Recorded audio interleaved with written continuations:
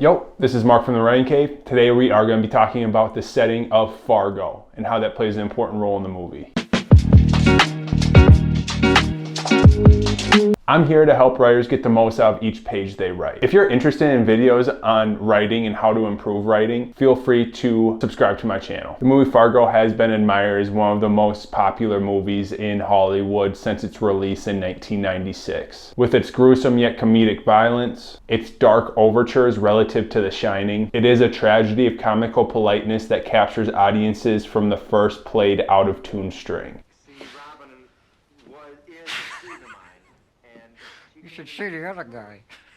While this movie is chock full of desperate and dumb-witted characters and edge-of-your-bench plot point, in this video we are going to be taking an especially harder look at the actual setting of Fargo. Of course, the name of the movie is where the initial scene takes place. This is where we meet Jerry Lundegaard, a seemingly too polite for our own good Midwesterner that has a plan to come up with some money. Of course, a man has to provide for his family, right? But then we soon find out the plan for this actually involves kidnapping his own wife. But what we initially focus on before this conversation takes place is Jerry's drive up to Fargo. Jerry, himself a used car salesman, drives that Oldsmobile Sierra, a tan Sierra, into a desolate area where it seems like there isn't any sort of civilization for miles. This is our first taste of Fargo's setting. There are many more of these shot where we see Jerry Lundegaard or the police officer Marge Gunderson driving for miles and miles in the thick snow. It brings the viewer a feeling of isolation. Settings, when written well, the emotions and inner conflicts of the characters involved. It is imperative to choose the right setting when possible to convey the correct environment to the reader or the viewer. The Coen brothers are adept at creating characters that live in the setting in which they are exploring, which is easier said than done. Whether it's the ennui of the characters in Fargo, the jailbreakers in Oh Brother Where Art Thou, the owner of an unpainted furniture emporium in Raising Arizona,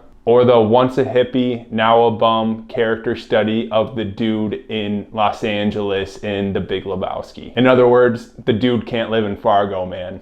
Yeah, well, that's just like your opinion, man. There comes points in the movie where the characters really struggle with the whole mountains of snow everywhere ordeal. Namely, the kidnappers who are doing their best to hunker down out there by the lake. The setting in itself almost becomes another protagonist, as it does its best to drive Carl Showalter, who's played by Steve Buscemi, figuratively and literally crazy. He gets caught on a cold and desolate highway by a goody two-shoes police officer, and he doesn't seem to do too well when marking the $1,000 that's kept in a briefcase along a miles-long stretch of Minnesota highway. Oh yeah, and he drives his buddy so berserk that the blonde-haired Mastiff actually sticks him in the wood chipper at the end of the movie. All in all, the setting itself can be an absolute tool in helping driving your characters crazy. If there's not enough conflict in a scene, add in a thunderstorm. Does the road to victory for your protagonist seem too clear? Add an ice storm to bring them off the road. The writer is playing the role of God. They might as well use every single possibility at their disposal, including the weather that the characters are living in. I mean, just think of Paul Thomas Anderson's frogs at the end of Magnolia.